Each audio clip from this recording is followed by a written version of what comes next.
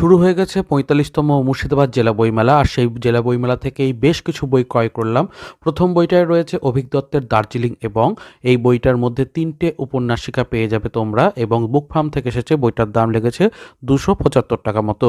এরপরে যে বইটা দেখাবো তা হচ্ছে জাপানের শিশু কিশোর কাহিনীগুলোকে বঙ্গানুবাদে এসেছে, এবং এই বইটা এসেছে অভিযান পাবলিশার্স থেকে। ক্রাউন সাইজে আসা এই বইটার মুদ্রিত মূল্য ২০০ টাকা। বেশ কিছু ভালো ভালো গল্প আছে, ভালো লাগলো, প্রচ্ছদটা নিয়ে নিয়েছি।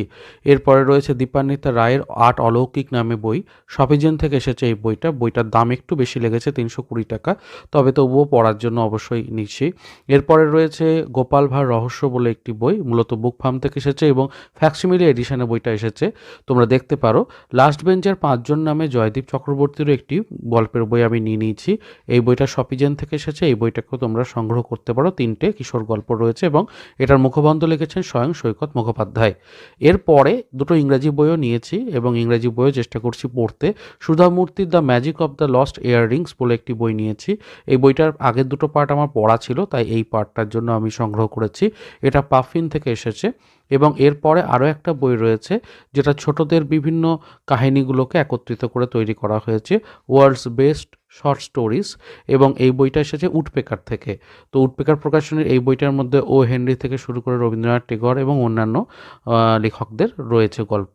এরপরে নন ফিকশনের ওপরে দুটো বই নিয়েছি। প্রথম বইটাই রয়েছে কলকাতার অজানা হেরিটেজ ২, এটা আর্যভট্ট খানের লেখা। এই বইটা তোমরা বুক ফার্ম থেকে পেয়ে যাবে। বইটার ফার্স্ট পার্টটা আমার কাছে রয়েছে, সেটাও খুব ভালো লেগেছিল।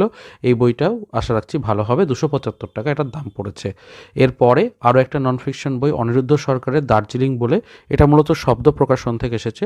৩৭৫ টাকা দাম রয়েছে। ভেতরে দার্জিলিং শহরের ইতিকথা, কীভাবে দার্জিলিং নামটা এলো, তাছাড়া সত্যজিৎ রায়ের সঙ্গে সম্পর্ক, ফেলুদার কথা এবং কাঞ্চনজঙ্ঘা চলচ্চিত্র তৈরির কথাও বলা রয়েছে।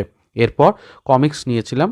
কমিক্সে চারবাগ দিতে হেমচন্দ্র ঘোষের ডায়েরিটা আমি সংগ্রহ করেছি। খুব ভালো লাগলো পড়ে, আজই আমি পড়ে ফেলেছি। এবং এত বড় কমিক্স এবং এই দামে সত্যি দেওয়াটা মুশকিল। ২৫০ টাকার কাছাকাছিতে পেয়ে গেছি। আর একটা বই অবশ্যই লুবুলুর পৃথিবী, সেটাও চারবাগ দ্বীপতেরই বুক ফার্ম থেকে এসেছে। সেই বইটা নেওয়ারও ইচ্ছা ছিল, তো সংগ্রহ করে নিয়েছি এবং সেটা পড়া চলছে। খুব শীঘ্রই সেটারও রিভিউ আসবে। তোমরা কিন্তু অবশ্যই চ্যানেলটাকে সাবস্ক্রাইব করে রাখবে বই সংক্রান্ত বিভিন্ন আপডেট এবং রিভিউয়ের জন্য। এবং এরপরে আরও কিছু বই দেখাবো যেগুলো তোমাদের অবশ্যই ভালো লাগবে। তো চেষ্টা করলাম প্রথম পর্ব হিসেবে আজকে এইটুকুই রাখতে। কেমন লাগলো অবশ্যই জানিও। ২০ থেকে ২৫% ছাড় পেয়েছি, এবং আরও ডিটেলস জানার জন্য বড় ভিডিওটা দেখতে পারো। খুব শীঘ্রই সেটা আসছে। চ্যানেলটাকে সাবস্ক্রাইব করে দিও এখন। চলেই তাহলে।